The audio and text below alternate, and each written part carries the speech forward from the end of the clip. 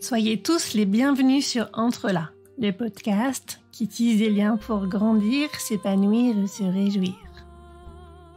Si les ressources terrestres sont limitées, il existe encore cependant des espaces sans limite. Une immensité à portée de cœur et de main. L'infinie richesse est dans nos liens. Cette richesse-là, cette immensité-là, que j'ai envie avec vous de révéler et de partager.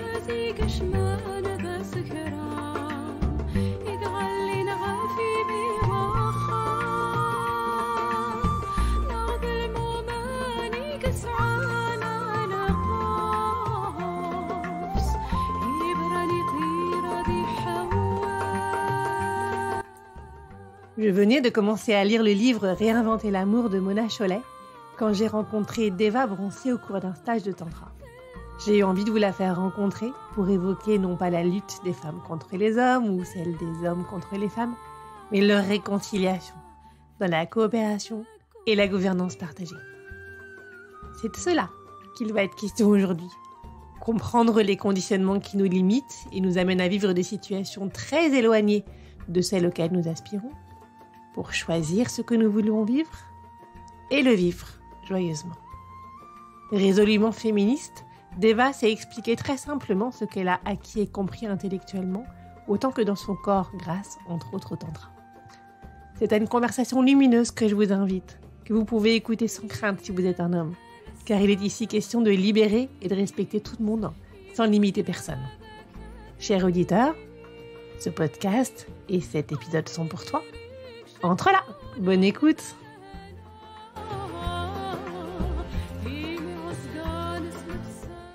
Bonjour Deva, grand merci d'être là aujourd'hui. On va parler ensemble des relations entre les humains et particulièrement entre les hommes et les femmes, voir un peu comment tout ça c'est agencé pour composer le monde dans lequel on est. Et puis on va voir ensemble comment il pourrait peut-être être un peu mieux pour tout le monde, un peu plus agréable pour tout le monde, un peu plus respectueux de chacun. Avant qu'on se lance dans le vif du sujet, est-ce que tu veux nous dire qui tu es, qu'on fasse un petit peu connaissance? Oui, avec plaisir. Donc, moi, je suis Deva Broncy, j'ai 68 ans.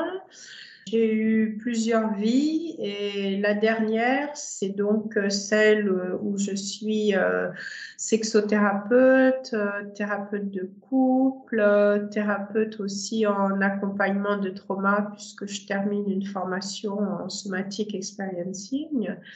Et en parallèle de ça, j'ai pratiqué pendant au moins 20 ans le tantra en tant que stagiaire auprès d'un enseignant qui s'appelait Sudhir Roche, qui nous a quittés.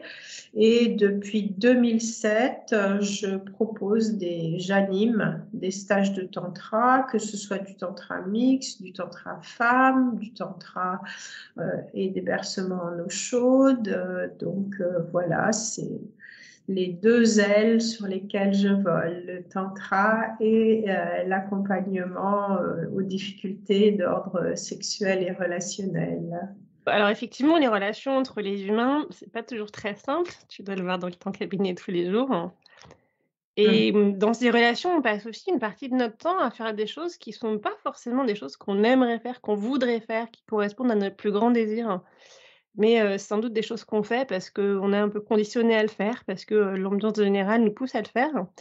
Et ces conditionnements font en partie du système patriarcal dans lequel on est encore aujourd'hui. Est-ce que tu veux nous expliquer quel regard tu portes dessus, comment ça fonctionne? Oui, bien sûr. Donc, je vais me placer d'un point de vue féministe, puisque je suis foncièrement féministe. Donc, en fait, le patriarcat, ça fait partie d'un système plus global qu'on appelle la kyriarchie, hein, c'est-à-dire il faut avoir comme pour comprendre la métaphore d'un ensemble d'engrenages. Tu vois, ces petits trous dentés qui tournent les unes avec les autres. Donc, en fait, la kyriarchie, c'est l'ensemble de ces petits trous de l'engrenage et l'une d'entre elles est le capitalisme. C'est certainement la plus puissante.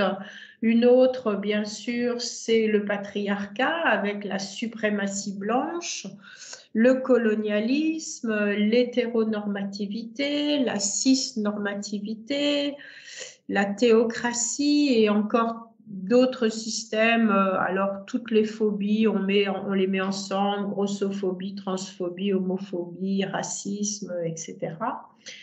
Et en fait, tous ces systèmes d'oppression, ils se soutiennent et sans puissance les uns les autres. Donc, ce qui fait que le patriarcat, s'il était tout seul, il ne pourrait pas exister. Mais comme il est soutenu à la fois par le capitalisme, le colonialisme, etc., eh bien, ça lui donne extrêmement de puissance. Hein. Et qu'est-ce que c'est que le patriarcat, concrètement? C'est la domination des hommes blancs, de préférence donc cisgenres et hétéros, sur le reste de la population, c'est-à-dire bien sûr des femmes, mais aussi de toutes sortes d'autres populations, des populations racisées, des populations LGBTQIA+, etc.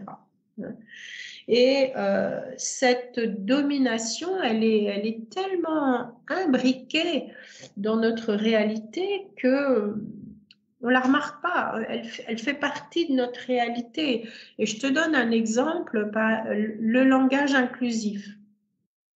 C'est-à-dire que moi, j'essaye le plus possible de toujours parler à la fois au masculin, au féminin et parfois d'y ajouter un genre neutre. Et pour te donner un exemple, j'étais dans une réunion pour fêter le Nouvel An avec des personnes qui sont pleine de bonne volonté, ouverte à des idées novatrices en gouvernance partagée, en permaculture, en écologie, etc.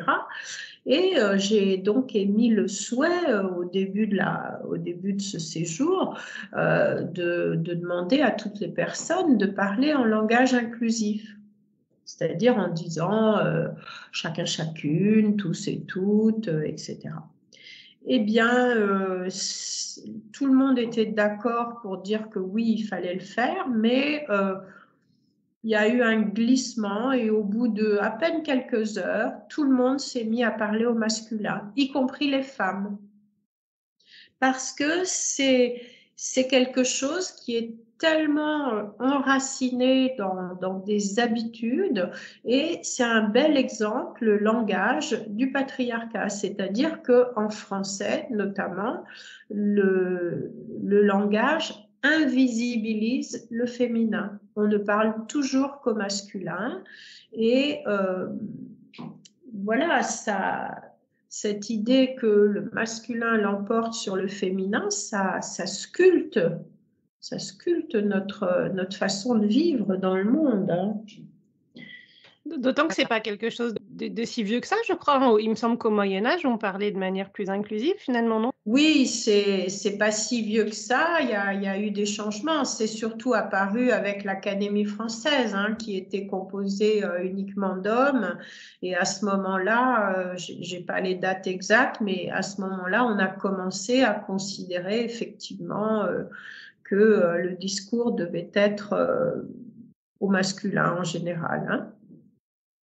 Oui, donc c'est intéressant de se dire que c'est pas quelque chose qui date de la nuit des temps et qu'on aurait tellement grammé que c'est intransformable. Hein, c'est finalement pas si vieux. Pour qu'on comprenne bien, est-ce que tu peux nous donner des exemples de ces schémas, en fait, de ces manières d'être ensemble qui sont typiques du patriarcat? Parce que finalement, comme tu dis, on l'a tellement engrammé en nous qu'on ne se rend pas forcément compte. C'est quoi les archétypes, finalement, ces schémas répétitifs qu'on voit entre les hommes et les femmes dans les relations? Alors, avant de venir aux archétypes, j'ai envie quand même de donner quelques exemples parce qu'il y a toujours des personnes qui disent Oui, mais en France, c'est quand même moins pire qu'ailleurs. Effectivement, il y a des pays où c'est encore plus violent, la domination des hommes sur les femmes, mais quand même, en France et dans les pays européens en général, les femmes font une quantité de travail gratuit énorme. On sait, d'après les statistiques, que les femmes dans le foyer produisent en moyenne au moins, je ne sais plus quel est le chiffre exact, mais 2-3 heures de travail par jour de plus que leur conjoint. Et ce travail, il est totalement gratuit. Moi, je pense qu'il faudrait, dans l'économie des ménages, attribuer un salaire à ces heures de travail que fait la femme dans le foyer, hein, ne serait-ce que pour s'occuper des enfants, faire le ménage, faire les courses, etc. Hein. Un autre exemple, c'est l'exemple de l'idéal de la beauté, hein, qui est imposé aux femmes et qui fait que cet idéal est de toute façon inatteignable, mais ça permet de leur imposer insidieusement cette idée qu'il y aurait quelque chose qui ne va pas, quelque chose qui ne va pas avec leur corps. Donc, ça diminue l'estime de soi qu'elles ont, hein, et ça les rend plus facilement dirigeables, malléables, corvéables. Hein. Quand j'ai l'impression d'être une mauvaise personne qui ne correspond pas à ce qu'on attend de moi, je suis moins prompte à être revendicatrice ou à être assertive, tu vois. Il y a plein d'autres exemples. Hein. La sexualité, par exemple, est entièrement construite sur un modèle patriarcal. La sexualité, elle a été pensée, elle a été régie, elle a été, je dirais, perçue du point de vue des hommes, hein, et pour leur servir. Parce que il y a encore chez beaucoup de personnes cette idée que, par exemple, quand on est en couple, la femme, elle doit entre guillemets remplir son devoir conjugal, même si cette notion s'estompe un petit peu juridiquement. Dans les mentalités, elle est loin de disparaître. Et il y a beaucoup de femmes qui se sentent coupables de ne plus avoir de désir pour leur compagnon. Et il y a aussi beaucoup d'hommes qui peut-être pas de manière consciente, hein, mais de manière inconsciente, considèrent que leur compagne doit leur fournir un service sexuel. Hein. Et je me rappelle de cet article de Antoine Beaulieu, ce médecin, qui a publié récemment un article très critique en disant aux hommes, mais en fait, vous épousez une femme, c'est juste pour avoir du sexe gratuit, parce qu'il faisait le constat que dès que cette femme n'était plus en mesure de fournir ce service sexuel, parce qu'elle était malade, parce qu'elle venait d'avoir des enfants, etc., eh bien, il y a beaucoup d'hommes qui sont désintéressés, qui les laissaient carrément tomber. C'est le cas, par exemple, des femmes qui ont des cancers du sein ou des cancers des ovaires ou autres, et qui ont un pourcentage de séparation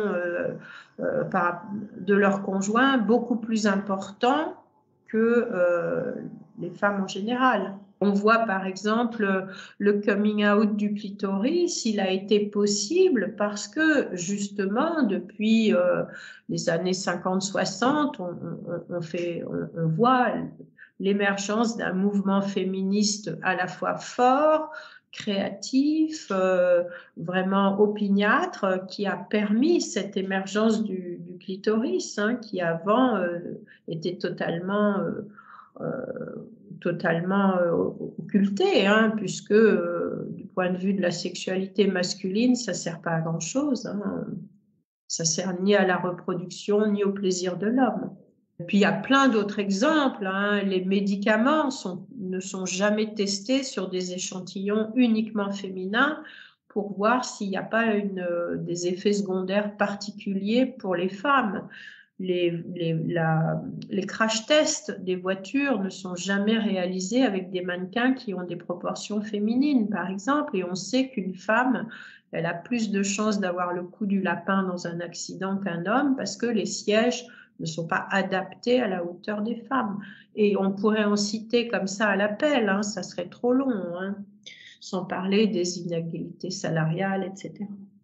Alors, pour revenir justement à cette notion d'archétype, je crois que le patriarcat, il a collé sur les femmes deux grands archétypes, hein, qui sont, c'est pas une surprise, qui sont la madone et la putain. Et en fait, il a besoin des deux, hein, mais c'est un clivage absolu, c'est-à-dire que une femme doit être soit l'une, soit l'autre, mais elle ne peut pas être les deux en même temps. Et ça, c'est vraiment difficile parce que ça pousse les femmes, une fois qu'elles sont rentrées dans un rôle familial, hein, de mère, d'épouse, ça les pousse à culpabiliser, voire nier leur désir sexuel, parce que quand on est une femme mariée et une mère de famille, on ne doit pas se comporter, entre guillemets, comme une salope ou comme une putain.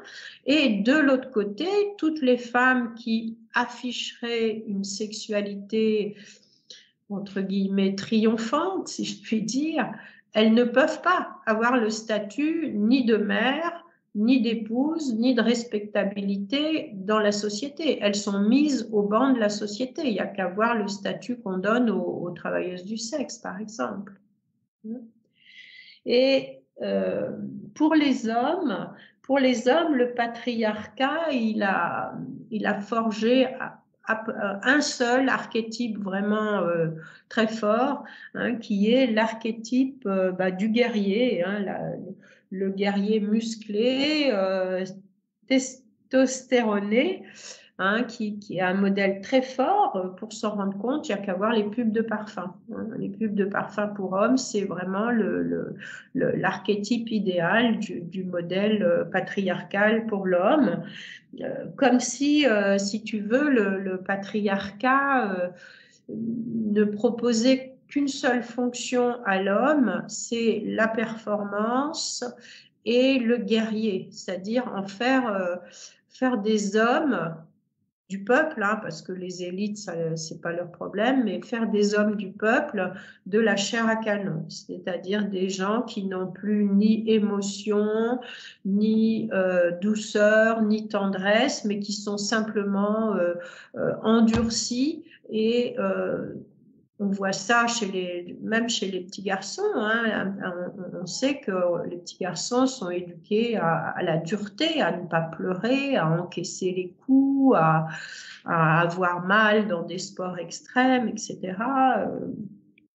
Et même si de nos jours, il n'y a pas de guerre réelle, enfin pour l'instant, hein, sur notre territoire, il y a une autre sorte de guerre. Hein, c'est une guerre économique, une guerre technologique. Il y a toujours quand même chez l'homme cette injonction à avoir plus, à être le meilleur, à écraser les autres. Ce que je comprends d'Eva, dans ce que tu nous expliques, c'est que c'est un système qui nous limite énormément, puisque finalement, on a juste un ou deux rôles possibles selon notre genre, alors qu'il y a tellement de manières d'être au monde, tellement de choses qu'on peut faire, tellement de comportements qu'on peut expérimenter, tellement de manières même d'être un homme ou une femme sur la Terre.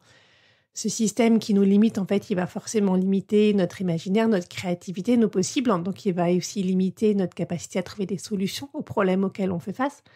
C'est quoi, en fait, l'intérêt d'être autant limité? C'est quoi l'intérêt de ce système? Pourquoi est-ce qu'il perdure? C'est qu'il a un intérêt?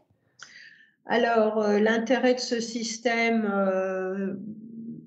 pour le peuple en général, hein, pour les personnes qui sont sous sa coupe, sous sa domination, il n'y en a aucun. Mais par contre, pour les quelques personnes qui tiennent ce système, elles sont très peu, hein, et c'est ce qu'on appelle les élites oligarchiques, hein, BlackRock, Vanguard, hein, qui sont des puissances financières énormes, qui sont portées par des hommes blancs.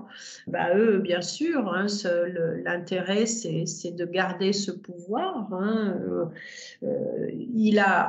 Ce système n'a aucune vertu. Hein.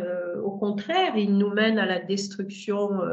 Il nous mène à la destruction de la terre, à la destruction de nos moyens de survie. Hein, on sait qu'on est dans un monde où la croissance, l'accumulation vont être obligés de s'arrêter d'une façon ou d'une autre. Hein. Tout est imbriqué, c'est pas que sexuel, c'est global, tout est imbriqué. Les forces qui tiennent ce système, eh ben, elles sont pas prêtes à lâcher du lest, hein, parce que personne n'abandonne de son plein gré et joyeusement ses privilèges. Hein. Au contraire, on peut dire que cette caste d'hommes blancs au pouvoir, elle se bat bec et ongle pour maintenir sa supériorité. Hein. D'ailleurs, tu parles d'hommes blancs. Est-ce que ça veut dire que dans les pays d'Afrique, il y a beaucoup moins ce problème ou est-ce qu'il est différent? C'est complètement différent. Certes, dans les pays d'Afrique, je pense que les femmes aussi sont dominées, mais les Africains sont eux-mêmes colonisés, si tu veux. Donc, ils subissent quand même une domination. Ils subissent une domination économique, ils subissent une domination culturelle, leurs richesses sont pillées, enfin, ils subissent le colonialisme. Donc, oui, dans les pays d'Afrique, il y a bien sûr aussi ce phénomène-là, qui est un phénomène global. Hein. Il y a très, très peu de sociétés au monde qui ne sont pas patriarcales. Hein. Il y en a quelques-unes, mais en plus, c'est des sociétés matriarcales et de mon point de vue, c'est pas forcément non plus idéal. Mais il semblerait que presque partout sur Terre, il y ait cet instinct presque, hein, de domination, hein, chaque être humain cherchant à un moment donné ou à un autre de sa vie à avoir le pouvoir sur l'autre, quoi. Oui, à défaut de l'avoir sur soi ou de l'avoir avec les autres. C'est peut-être une des raisons pour lesquelles, justement, cet humain cherche à avoir du pouvoir sur les autres. Hein. C'est sans doute parce qu'il est en souffrance et il a lui-même perdu le pouvoir sur lui-même parce qu'il a trop de complexité psychologique, trop de souffrance, trop de vécu traumatique. Hein. Quand on examine souvent la vie des hommes de pouvoir, on voit tout de suite d'où vient leur soif de pouvoir. Tu crois qu'il y a un moyen de se sortir de ça? Est-ce que les mouvements en cours, MeToo, tous les mouvements d'égalité, le féminisme, l'écoféminisme, est-ce que ça ou autre chose peut nous sortir de ce système? Alors, nous sortir, je ne sais pas, mais en tout cas, ce qui est sûr, c'est que nous ne nous en sortirons que si une certaine quantité d'hommes, il faut atteindre un point de bascule, une certaine quantité d'hommes deviennent les alliés des luttes féministes. Hein. Parce que à l'heure actuelle, et il y a beaucoup de sociologues, de gens qui étudient les mouvements, quels qu'ils soient, hein, les mouvements de protestation, eh bien, beaucoup de ces sociologues sont unanimes pour dire que de tous les mouvements, c'est le mouvement féminisme, surtout les écoféministes et les féministes intersectionnelles, qui sont les plus forts parce que c'est des mouvements qui sont extrêmement créatifs et qui sont vraiment opiniâtres, quoi, qui lâchent rien, qui sont vraiment forts, quoi, dans leur lutte. Hein. Alors, comment on peut s'en sortir? Justement, parce qu'il faudrait que les hommes deviennent les alliés de ces luttes, mais c'est compliqué parce qu'ils doivent devenir des alliés mais ils ne doivent pas entrer, eux, dans la lutte et reprendre cette lutte à leur compte. Et c'est souvent ce qui s'est passé quand des féministes, justement, ont accepté dans leur sein des hommes. Elles ont constaté que ils avaient tendance à reprendre le pouvoir, c'est-à-dire au lieu d'être des alliés, de devenir de nouveau dominants dans ces luttes. Donc c'est assez compliqué. Donc ce qu'on voudrait, c'est que les hommes restent nos alliés dans la lutte, mais ne prennent pas le pouvoir à notre place pour décider de nos actions. Il y a aussi, par ailleurs, tu parlais de féminisme et d'écoféminisme. L'écoféminisme, dans l'idée que j'en ai, mais tu rectifieras si besoin, c'est le fait d'être, clair avec le fait qu'on peut être mère tout en étant féministe et que finalement, la forme d'écologie qui consiste à assumer sa maternité et à les vivre pleinement, elle est en lien avec tous les êtres humains et avec le vivant. Ça nous met tous très en lien, avec un lien sécure, avec de l'attachement, avec quelque chose de très bon et très goûteux qui me fait penser à l'intelligence de la vie, avec laquelle on est très reliés. Donc ce féminisme-là, il fait corps, avec la maternité. Il y a une autre forme de féminisme qui voudrait refuser la maternité, peut-être pour être comme un homme ou pour être complètement neutre. Et est-ce qu'il y a une forme qui te semble plus enfin, est-ce que c'est intéressant que les 2 formes existent? Est-ce que toi, tu te situes plus proche de l'une ou proche de l'autre? Ou co co est-ce que tu portes un regard sur ces formes de Oui, féminisme? enfin, il y a dans l'écoféminisme, il y a pas que une revendication sur un certain type de maternité et de procréation. Il y a aussi des revendications écologistes. Hein. Je pense à cette indienne dont je me souviens plus du nom exact, qui est très militante sur la protection des graines, etc. Il y a tout un mouvement féminin aussi autour de l'écologie. Hein. Alors, moi, je pense pas qu'il faille arrêter la procréation parce que ça pourrait se retourner contre nous. Hein, ça pourrait devenir un petit peu comme dans cette dystopie dans les séries Netflix ou dans les livres La Servante écarlate. Ça pourrait finalement être encore une autre source d'oppression. Hein, on pourrait nous obliger à procréer. Mais en tout cas, ce qui est sûr, c'est qu'il faut, à mon sens, vraiment mettre des conditions hein, à la procréation. C'est-à-dire, oui, faire des enfants, mais pas comme ça, pas comme à l'heure actuelle, quoi. Faire des enfants, ça veut dire aussi s'éduquer en tant que parent. Notre société, elle manque cruellement d'éducation à la parentalité. Les gens apprennent un peu sur le tas et font beaucoup de dégâts.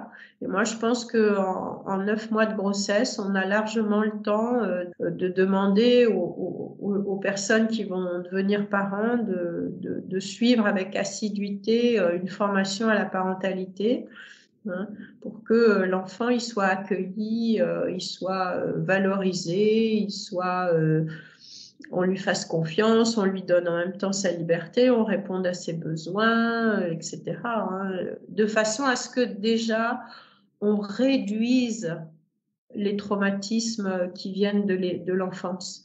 Parce qu'à l'heure actuelle, il y a assez peu de gens qui peuvent se targuer d'avoir eu des parents suffisamment compétents, suffisamment bons pour ne pas avoir eu de traumatisme. Or, c'est le fait d'être traumatisé, c'est-à-dire le fait que notre nature humaine, qui est bienveillante, qui est empathique, hein, on n'a qu'à regarder des petits-enfants entre eux, si on les place dans des bonnes conditions, c'est-à-dire pas des conditions de compétition où ils doivent s'arracher les jouets entre eux, où ils doivent trouver leur place, mais dans des conditions de coopération. Ils coopèrent très, très facilement entre eux, hein, ils sont bienveillants, ils sont empathiques.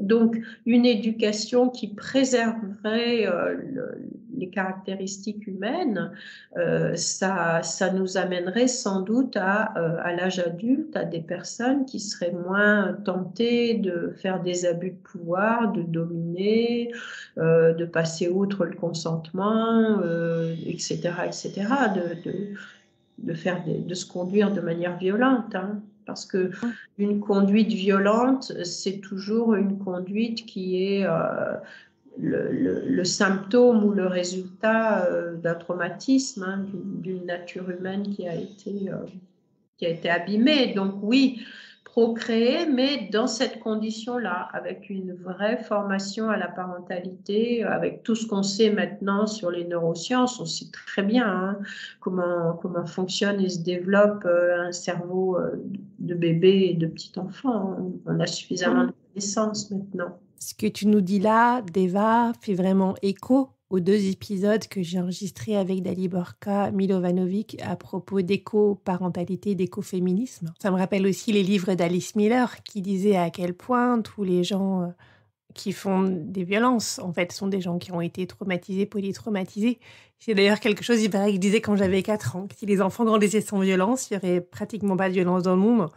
Pour l'instant, j'ai pas vu grand-chose qui m'a prouvé le contraire, même si on voit souvent que ce qu'on veut voir dans la vie. Ça me rappelle aussi tout ce que dit Nancy Houston sur la domination des hommes, où elle évoque notamment le Québec et tous ces hommes qui ont une espèce de haine de la maternité, qui est peut-être liée au fait qu'ils n'ont pas eu de mère ou une mère qui a été très peu présente et qui leur a pas permis de développer un attachement sécure. Et que sans doute, il y a une histoire à reprendre un peu de tous les côtés pour qu'un humain puisse grandir dans des bonnes conditions. Bien sûr, on peut en voir un petit peu les prémices dans les cultures des démocraties du Nord, hein, la Suède, la Norvège, où l'éducation est beaucoup plus axée sur l'empathie, on respecte beaucoup plus les besoins des enfants dans l'éducation et a priori c'est quand même pas des pays hyper violents quoi. Hein. C'est pas l'idéal mais c'est pas des pays où il y a des violences comme chez nous quoi. Hein. Ça diminue quand même le niveau de violence. Hein. Et puis, bien sûr, il y a plein d'autres façons d'envisager de mettre un terme au patriarcat. Hein. C'est aussi politique. Hein. C'est de mettre aussi beaucoup plus de femmes dans les institutions décisionnelles, à la tête des entreprises. En fait, moi, ce que je pense, c'est qu'on n'a pas besoin d'avoir un pénis ou une vulve pour exercer des compétences professionnelles. On n'a pas besoin de ça pour être chef d'entreprise, on n'a pas besoin de ça pour être ingénieur, médecin, docteur, grutier ou je sais trop quoi. Hein. Donc, ce qui serait, de mon point de vue idéal, ça serait de ne plus mettre le prénom ou le genre sur les CV et qu'on embauche une personne sur ses compétences, quoi, et que pour les femmes, il y ait justement pas ce fameux plafond de verre où elles doivent être parfois 10 ou 20 fois plus compétentes que les hommes pour arriver au même poste, quoi. Hein. Là, tu parles vraiment d'égalité, ce que je comprends comme l'arrêt des dominations. Tu évoquais tout à l'heure les sociétés matriarcales. Est-ce que c'était mieux ou pas du tout ? Pas du tout. Pas du tout. D'ailleurs, on le sait, puisque le matriarcat a pris fin avec l'apparition de l'écriture, hein, il y a environ 5000 ans, et avant, les sociétés matriarcales, elles n'étaient pas forcément plus justes et plus égalitaires, puisque c'est les femmes qui dominaient les hommes, et il paraîtrait même qu'elles faisaient des sacrifices humains. Donc non, moi je suis pas du tout pour le matriarcat. Je suis ni pour le matriarcat ni pour le patriarcat. Je suis pour comment pourrait-on dire je suis pour que tous les êtres humains soient à égalité et qu'on soit dans quelque chose qui soit plus de l'ordre de la coopération, de la gouvernance partagée. De ce qu'on appelle l'holocratie, enfin toutes ces idées très novatrices qui sont tellement novatrices qu'elles vont mettre certainement beaucoup de temps avant d'être comprises et d'être appliquées. Mais en tout cas, non, à partir du moment où on divise un groupe de gens en 2 parties, hein, que ce soit les hommes ou les femmes, il y aura toujours un clan qui voudra être plus fort que l'autre. Donc, il faut cesser de couper l'humanité en 2. Il faut reprendre ça sous une bannière plus globale. Parce qu'à part dans les relations intimes, pour le reste, qu'on soit homme, qu'on soit pas femme, ça change rien pour la société, hein. Oui, c'est pas vraiment un critère, ouais. Pas un critère, hein.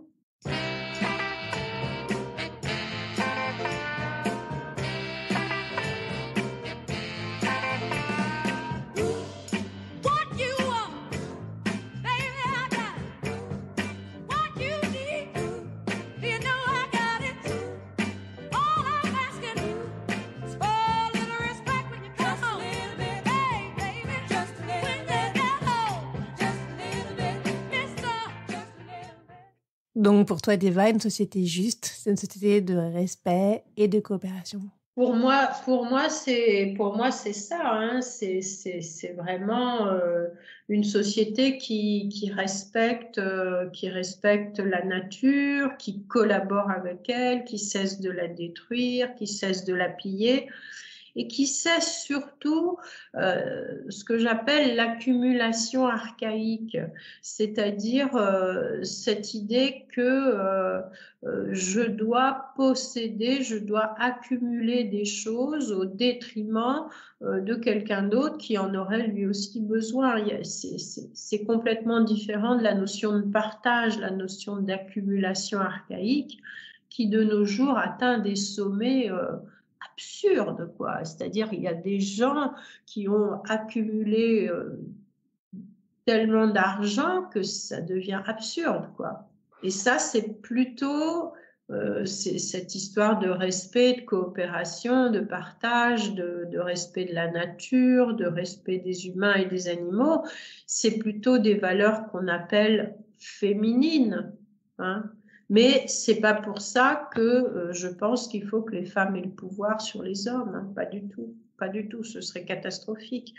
C'est sûr qu'en ce moment, il y a un mouvement féministe qui est entre guillemets assez revanchard, mais qui s'explique aussi par la quantité de souffrance, hein, que subissent les femmes, hein, quand on voit les chiffres des violences et des incivilités sexuelles et des crimes sexuels, des féminicides, des viols, etc. C'est assez étourdissant et hallucinant, quoi, hein. Oui, il y a d'ailleurs un épisode récent que j'ai enregistré avec Chérifa Haidar qui se bat contre les féminicides en Algérie. C'est un sacré combat et il y a encore beaucoup, beaucoup de travail. Bien sûr. Et puis il y a quelques semaines, c'était le 25e épisode, j'ai aussi interviewé Rasha Hamad, directrice de Youth Underground, qui est une association qui se bat contre la traite des enfants, toutes les maltraitances faites aux enfants, l'esclavagisme, etc. Et c'est aussi un sacré, sacré travail. Alors face à toutes ces violences, à toute cette histoire commune, à tous ces conditionnements, à quel travail tu nous engages? Quels sont les bons premiers pas auxquels tu nous invites, Deva? Sur un plan plus concret, moi je crois qu'il faut vraiment s'éduquer, s'informer, ouvrir les yeux, prendre conscience de ce qui se passe réellement dans notre société en ne se cachant pas derrière, oui, mais nous, on a le droit de vote, on a la contraception, c'est bien pire ailleurs, etc.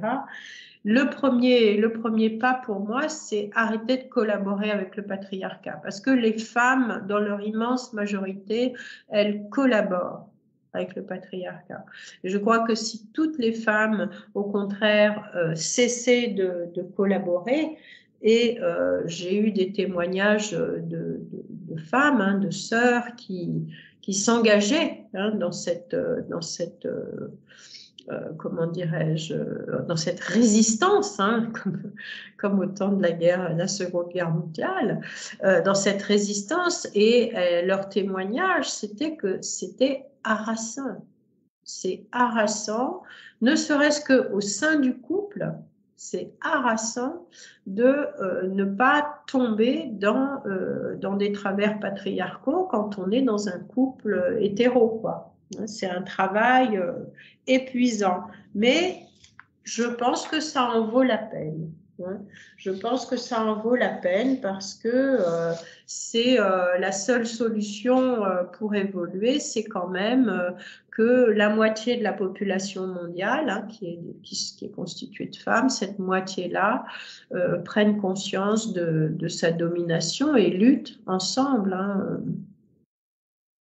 Et c'est dans les petits gestes quotidiens, dans les petits gestes quotidiens, dans les comportements, reprendre tous les comportements qui sont pas adéquats, ne serait-ce qu'au travail, dans le métro, chez soi. Vraiment changer ça, changer le fait que non, les femmes ne sont pas, elles ne sont pas à la disposition des hommes, quoi, pour ainsi dire. Et c'est vrai que c'est tellement pénible de demander, d'attendre que les autres se fassent, que souvent, on n'a plus cours de faire soi-même quand on pense au ménage, par exemple. Mais finalement, il y a une valeur éducative. Donc, si on le fait, c'est pas que pour nous, c'est pour nos filles, c'est pour nos fils, c'est pour le monde. Il faut le faire surtout pour les filles et pour les garçons. Hein. Et je pense qu'une des tâches fondamentales des femmes à notre époque, c'est de changer l'éducation de leurs garçons. Hein. Ça correspond à ce slogan féministe hein, où il y a marqué « Protéger nos filles » qui est barré et « Éduquer vos garçons ». Quoi. Hein. C'est vraiment la mission fondamentale des femmes à l'heure actuelle, c'est certainement dans l'éducation des garçons. Parce que ça ne peut passer que par là. Hein. Oui, c'est en ça qu'on a été complices jusqu'ici du système, puisque les femmes éduquaient les enfants, les garçons à pas pleurer, à être forts, à être durs. Bien sûr. Et c'est pas de leur faute. Hein. C'est un système qui est tellement pernicieux, qui est tellement gravé dans la pierre que ça nous paraît entre guillemets normal. Oui, puis comme tu dis, je comprends bien que ça soit un travail harassant, parce que même quand on prend les questions de gouvernance partagée, par exemple, hein, pour en avoir mis en place et accompagné pas mal. Oui, c'est un système qui est très beau, qui marche très bien, qui demande une bonne maturité émotionnelle et très souvent, on retombe dans des travers. Donc, il faut être capable de dire: «Attends, là, on est en train de rejouer des vieux trucs» parce qu'on a Bien tous sûr. grandi dans des schémas. En fait, on n'a pas grandi en démocratie, on a grandi avec des parents qui décidaient pour nous et après, on a été dans des entreprises où il y avait des patrons qui décidaient pour les autres. Donc cette autonomie, elle est pas naturelle, en fait. Enfin, elle est naturelle au sens, ordinaire, quoi, au sens quotidien. Oui. C'est vraiment un gros changement de paradigme. Mais l'intérêt de notre époque, c'est qu'on est dans une époque de chaos. Hein, on sait que possiblement ça va basculer hein, à un moment donné à un autre. Et cette époque de chaos, c'est aussi une époque qui va pouvoir justement être le terreau, si je puis dire, de grands changements. Parce qu'il va y avoir beaucoup de difficultés et dans ces difficultés, justement, les caractéristiques humaines hein, de coopération, de créativité, de soutien, elles pourront se manifester. Donc en même temps, on est dans une époque assez difficile, mais en même temps, moi j'ai bon espoir du fait qu'on est dans une fin d'ère, hein, la domination de l'homme sur la terre, hein, et sur les animaux, et sur les ressources, et sur les femmes, elle nous mène à la faillite. Donc elle nous mène au chaos et de ce chaos renaîtra quelque chose qui, je l'espère, sera plus humain. Ouais, plus humain, plus respectueux du vivant. Il y a sans doute un lien entre les violences faites aux humains et puis les violences faites à la terre et aux animaux. Il y a d'ailleurs une autrice qui parlait du viol de la terre, hein, je ne sais plus son nom là. C'est une forme de viol quand on va Bien comme ça sûr. puiser dans des ressources naturelles, puiser dans du pétrole, etc. C'est vraiment... Absolument. Et le viol n'est pas quelque chose n'est pas sexuel. Le viol, c'est vraiment une question de pouvoir. Hein, c'est-à-dire que je prends le pouvoir sur quelqu'un d'autre, quoi. Quand tu dis le viol n'est pas sexuel, tu veux dire que en fait, c'est une conception qui va hors de la sexualité? Ou qui Oui, n'est pas bien liée sûr. qui s'étend Bien au-delà, sûr. c'est ça que tu veux dire? C'est-à-dire que ça répond pas à une pulsion, c'est ça que tu veux dire? Ou... Non, je pense que le viol, c'est vraiment une prise de pouvoir sur quelqu'un. Hein. C'est une prise de pouvoir sur quelqu'un pour asseoir sa domination. On voit ça quand le viol est utilisé comme arme de guerre. Le viol est utilisé sur des enfants parce que justement, ils sont sans pouvoir. hein. On le voit. Et quand le viol, regarde dans les prisons, quand il y a des viols entre hommes, c'est surtout une question de domination. Il y a des hommes qui sont dominants, qui exigent d'autres hommes des services sexuels, quoi, hein. C'est toujours une question de pouvoir. Bien sûr, c'est une question de pouvoir et comme le viol, ça touche la personne dans ce qu'elle a de plus vulnérable, hein, dans son intimité, c'est vraiment un acte de pouvoir vraiment fort, quoi. Et donc, la solution, l'issue de secours, c'est de couper court à toutes les formes de domination, partout où c'est possible, souvent dans les petites choses déjà, parce que ça permet d'arrêter ces conditionnements, de mettre en place d'autres manières de faire, beaucoup plus coopératives, de réaliser que le pouvoir avec, c'est infiniment meilleur, que c'est goûteux, que c'est savoureux, qu'on fait des choses auxquelles on ne pensait pas, qu'on fait des choses qu'on ne pensait pas possibles et qui sont autrement merveilleuses. Est-ce que c'est ça, Deva ? Oui, et puis il y a aussi l'éducation au consentement, hein, qui va changer beaucoup de choses, hein. On est très à la traîne dans les pays latins, hein, par rapport aux pays anglo-saxons sur cette notion de consentement. Il faut que ça progresse, hein. C'est toute une révolution sociétale. Alors ça peut paraître un peu utopique, mais il faut toujours avoir des rêves. C'est important d'avoir des rêves, sinon rien ne bouge et rien ne change. Et moi, je reste persuadée que les femmes, dans les siècles, au moins dans le siècle à venir, si ce n'est les siècles à venir, les femmes auront vraiment un grand rôle à jouer, vraiment un rôle important à jouer dans les changements sociétaux. Sans doute. Mais est-ce qu'il y a autre chose que tu voudrais dire avant qu'on conclue ? Moi, ce que je voudrais dire, c'est que je voudrais vraiment voir se propager, qui commence déjà, hein, c'est ce qu'on appelle la sororité, hein, c'est vraiment que les femmes cessent d'être en compétition les unes par rapport aux autres, les femmes cessent de se juger les unes les autres et qu'elles s'entraident vraiment, qu'elles se soutiennent, qu'elles s'apportent vraiment voilà, du soutien, de l'écoute, de la bienveillance, pour qu'on puisse vraiment montrer que l'amour, le respect, ça fonctionne. Oui, puis qu'elles aient moins besoin de rechercher la protection des hommes, puisqu'en fait, ensemble... Bien sûr, mais ça commence déjà. Moi, je pense à ces mouvements magnifiques, par exemple en Inde, ce qu'on appelle les brigades roses, c'est-à-dire toutes ces femmes qui portent un sari rose et qui se constituent en brigade pour rosser les violeurs, hein, par exemple, parce que la police ne fait rien, hein. Voilà. Il y a plein d'endroits où les femmes se soutiennent, mais il faut que ce soit encore plus global et encore plus général, quoi. Merci beaucoup, Deva. Bien, merci. À toi. Merci Gaëlle, ça a été un plaisir de discuter de toutes ces grandes idées. Merci beaucoup. À bientôt. Merci, à bientôt. Au revoir.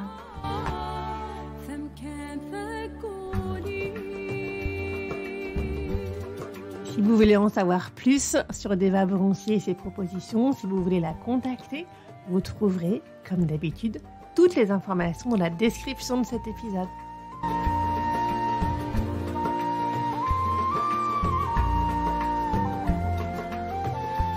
Ce podcast n'est pas seulement le mien, c'est aussi le vôtre, c'est le nôtre. Si vous voulez contribuer, intervenir, proposer, contactez-moi. Si vous avez aimé cet épisode, partagez-le autour de vous, mettez des étoiles pour le noter et abonnez-vous pour ne pas manquer les prochains. À très bientôt!